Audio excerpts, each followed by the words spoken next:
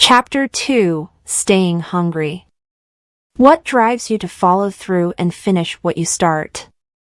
How can you remain motivated?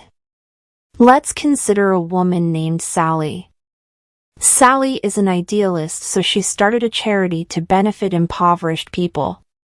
What she did not anticipate was the influx of challenges that came along with her endeavor.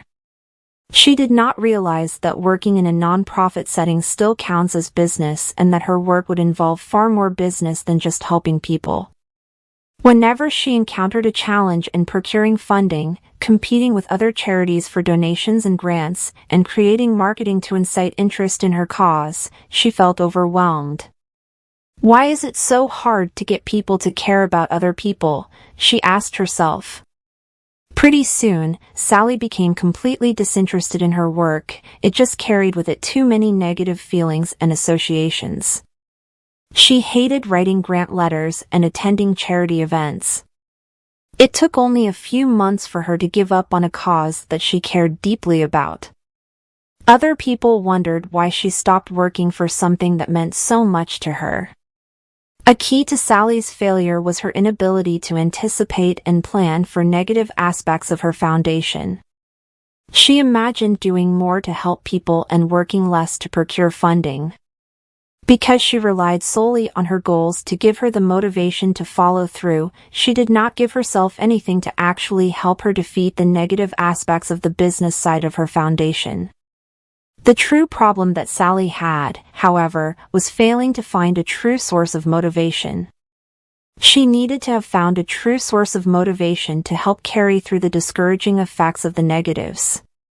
By creating a balance between her dream, the positives, and the negatives would have been acceptable obstacles in pursuit of her grand goal. She could have also kept her motivation alive by reminding herself of why she undertook this project in the first place and how each thing she did, even the tasks she hated, led to the fulfillment of her idealistic dream. Sally is a great example of how you can't just count on your passion for something to lead you to follow through. Sometimes we just don't care about what we are doing, and thus we don't follow through. We lose steam because of disinterest. That's understandable. But even caring about something is not always the key to following through. Sometimes, even for things we care about, we still can't follow through because we lack a drive to push us forward. This lack of drive is caused by a massive disconnect between three important aspects: 1. What the things we care about represent, 2. The positive benefits we receive from our actions, and 3. The negative consequences we can avoid related to our causes. When we lose steam, we aren't tied closely enough to any of those aspects, which come together to create motivation. What is motivation? Things that really matter to you and are near and dear to your heart. Things that make you actually want to work toward your goal. Things that not only drive you, but also discourage you from giving up. On top of that, you have to minimize negative consequences involved with your work and simultaneously maximize the positive benefits that you receive. There are many ways to define the concept of motivation, but an effective framework to view them through is external and internal motivations. External motivators. External motivators entail using sources besides yourself as motivation to do something. They are other people or circumstances that drive you to action. You are doing something to avoid a negative circumstance or earn a positive circumstance from people and things outside of you. More typically, external motivators are about avoiding negative consequences. For example, you might be trying to avoid disappointing your family by failing, so you are determined to succeed. You might be afraid of getting fired, so you act with aplomb. A majority of these motivators are punishments or negative consequences that you are desperate to avoid. The only positive external motivation is self-bribery. Still, you can get a lot of mileage out of external motivators if you make them work to your advantage. Driving yourself to avoid a negative consequence can serve as an excellent push to do something. No one wants to suffer. If you know that not following through will result in some sort of suffering, you will do anything to avoid that negative consequence. Therefore, you feel as if you have no choice but to follow through. Accountability partners. Accountability partners are people who hold you accountable. This is a person that you commit to something with. This person lets you know when you need to do things, and he or she chides you when you want to give up. Then he or she gets on your case for not following through. Since you want to avoid disappointing this person, you are more likely to act. You rely on this person to give you the external motivation to avoid shame, so you become accountable for your actions and your goal to avoid his or her negative feedback. You may also become accountable in order to avoid letting this person down, as he or she counts on you to complete the goal with him or her. Accountability group. An accountability group can be more effective than a single partner. By having multiple people holding you accountable, you face the possibility of exponential shame. The shame and disappointment of multiple people building on top of each other is a horrible feeling that you will want to avoid. Plus, you will still have people to hold you accountable should one person drop out of the race. It can be hard to rely on a single partner's commitment, but a group is much steadier in its pressure. Having more people to answer to and to guide you can help you stay on track to avoid shame. Putting money down. The risk of losing money is another motivator that you can use to your advantage. A good example of this is an expensive gym membership fee that makes you want to go to the gym more often. You don't want to waste money, so you go to the gym just to make that fee you paid worthwhile. Another example is paying a lot of money for a course. You want to finish the course because you paid so much for it and you consider it a shame to just waste that fee. By investing in something monetarily upfront and even slightly before you feel ready, you'll be pushed to follow through to avoid wasting and losing money. The primary operator here is guilt for spending money on something that you never used or did. You can take monetary investment motivators to the next level by hiring a coach or trainer of some type. This is the next level because paying someone money to hold you accountable combines both monetary investments and accountability partners. Now you have two reasons not to quit or back out of your commitment. You don't want to waste money or hear about how you have failed from a disappointed accountability partner. Finally, you can give someone money and then tell them not to give it to you until you complete something. When you give a friend $500 and instruct them not to return it to you until you complete your tasks, you'll quickly discover just how much your work ethic is worth to you. If $500 is not enough, up the ante next time to make it truly something you'll work toward. Self-bribery. A final external motivator is to bribe yourself. This is where you promise yourself a reward if you follow through. Therefore, you let that reward drive you and surmount your difficulties. For example, you might know that you can take your dream beach vacation if you save your money wisely and earn enough to have spare. Keeping the emotions of the beach vacation can be powerful reminders every time you want to spend your money. External motivations are mostly about avoiding pain, so figure out what pains you are avoiding or can create for yourself. Then let your urge to avoid those pains drive you. Avoiding negative social emotions works well because no one wants to feel shame, guilt, or rejection. Use your fear of negative social emotions to carry you through a project or commitment to the very end. Internal motivators. Internal motivators are about what you want, as opposed to avoiding a negative consequence or punishment.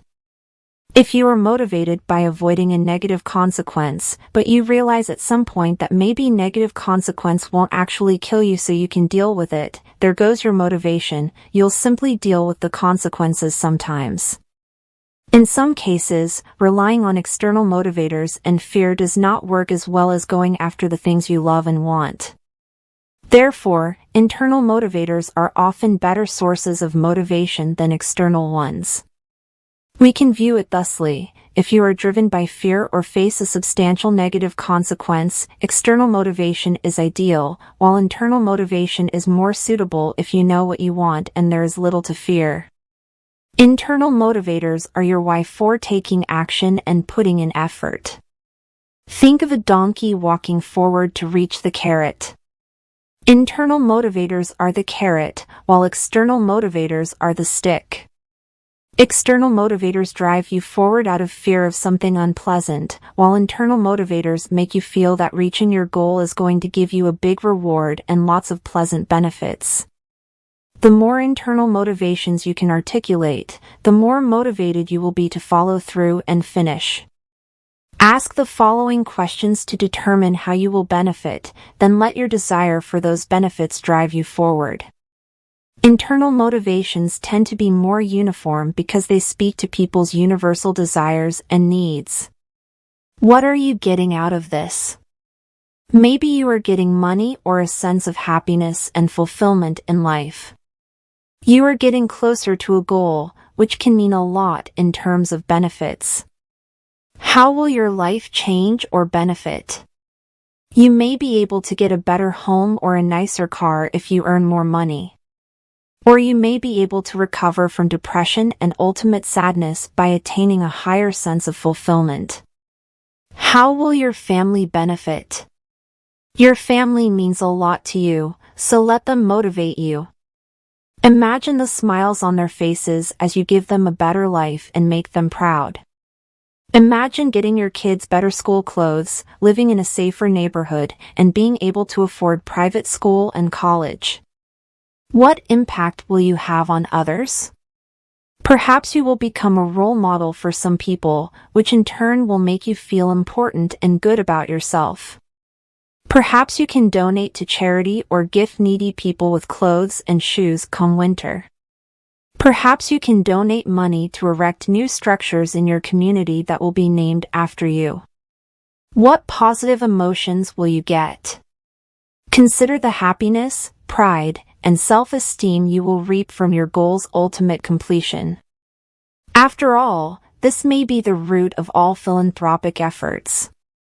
How will your actions lead to your long-term and short-term goals?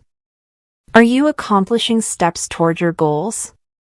Think of the things you must do to finish a novel, for example, such as research and actual word count. Then think of the steps you take each day toward those goals. Using internal motivators in your daily life can really help you follow through with every task you have to complete. Even when the going gets tough and you contemplate giving up, finishing what you start is way easier when you are focused on how your world will benefit. So whenever you have to do something that you hate, think of how it will bring you closer to your goals. Or whenever you find yourself bored or tired while working on your goals, consider how great you will feel when you finish. Every day, review your goals and why you want to complete them. Then let that fill you with motivation to drive you forward toward project completion. Answer the above questions and consider writing them down somewhere. Review the answers periodically to remind yourself why you want to change or improve your status quo. Understand opportunity cost. Following through and finishing what you start will always call for sacrifice. You have to spend money, expend effort, and give up time that you could use for doing things you love in order to commit to things you have to complete. Since by definition no one likes sacrifice, sometimes the looming shadow of a sacrifice will overshadow your goals, unless you create motivators powerful enough to overpower your sense of sacrifice and make each sacrifice seem worthwhile. Everything in life is an opportunity cost, which means that everything you do will call for something from you. Every act takes away time or effort that could be committed to something else. Learning to play the guitar means solitary hours of drilling scales, chords, and dealing with painful calluses on your fingers. Going to college entails getting up early and heading to a boring lecture and spending hours doing homework. Are you ready to make the trade-off? If the opportunity cost is too expensive for you to want to pay it, then you will not follow through.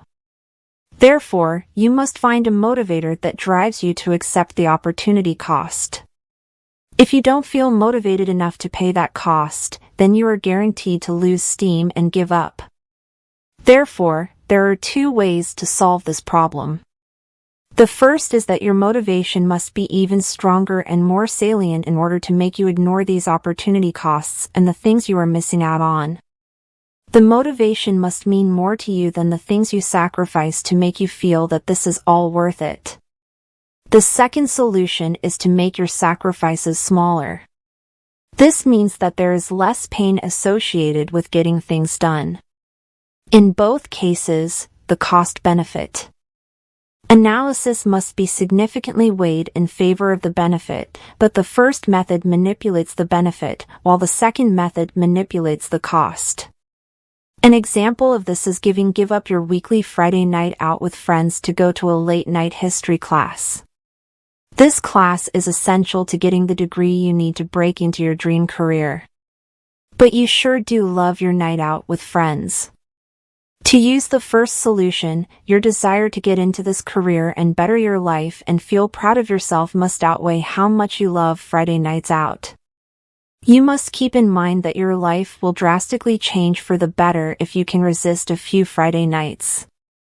Otherwise, you will find the conflict too great to overcome and you will quit the class in favor of your friends.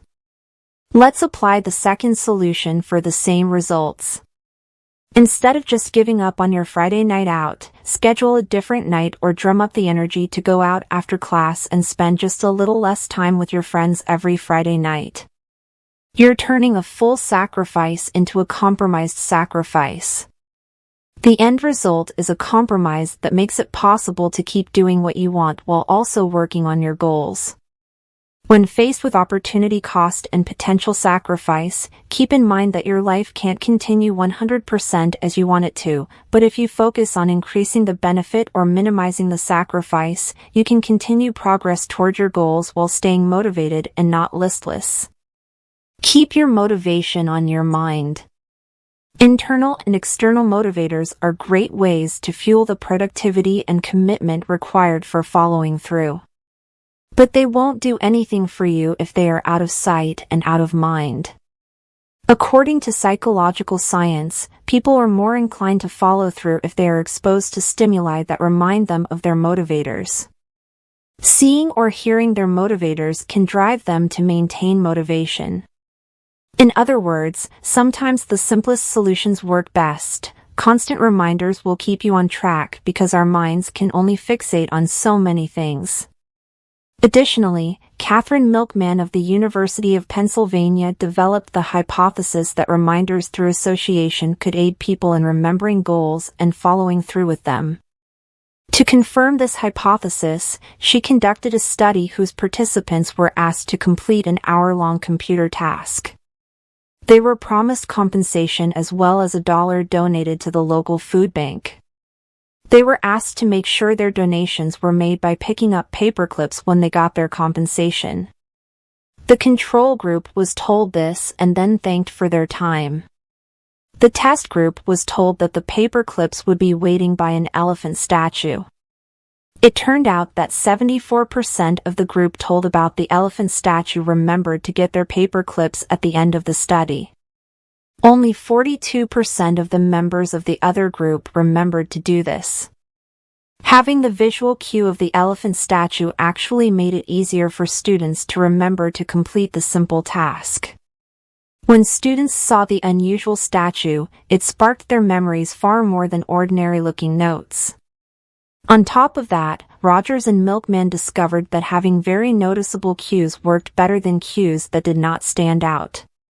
For example, a written reminder did not remind study participants as well as a visual cue such as one of the aliens from Toy Story.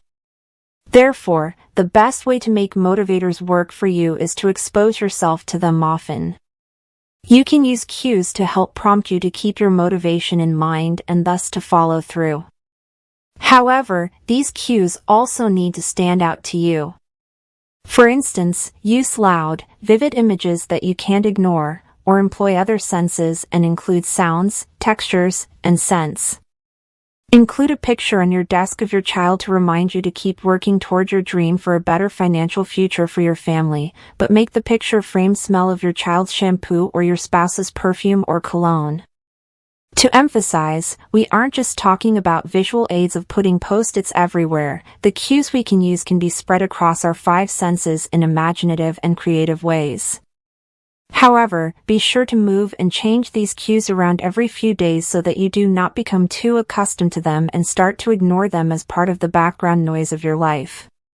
Finally, you can also write your motivators down every few days with different phrasing. Again, be sure to change them up to avoid getting too used to them. The act of creating the cue each repeatedly helps to keep the motivation firm and fresh in your mind. Takeaways. How do we stay hungry and motivated? By delving deep and really asking what internal and external motivators you have at your disposal, a task that is rarely performed. External motivators are when we leverage other people, places, and things to push us into action. For the most part, these are when we want to avoid negative consequences involving other people, places, and things. These methods include accountability partners and groups, putting money down up front, and self-bribery. Internal motivators are when we look at how we stand to benefit and improve our lives. These are universal needs, drives, and desires that are easy to lose track of. The easy way to find these is to answer a set of questions that directly asks things such as how am I going to benefit from this and how does my life stand to improve from this? It's only through answering these questions that you realize what you are neglecting. Anything we want to accomplish has an associated opportunity cost. We must sacrifice, even if we are sacrificing our ability to lie on the couch and watch television. We can deal with this mental obstacle by playing with the cost-benefit ratio so the cost is minimized or the benefit is maximized.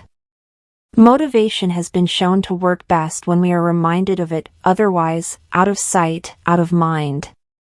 Thus, you should have cues for your motivations all around you, but make sure to keep them distinct and memorable, use all 5 senses, even taste, and make sure to change and switch them periodically to avoid growing used to them and forgetting them.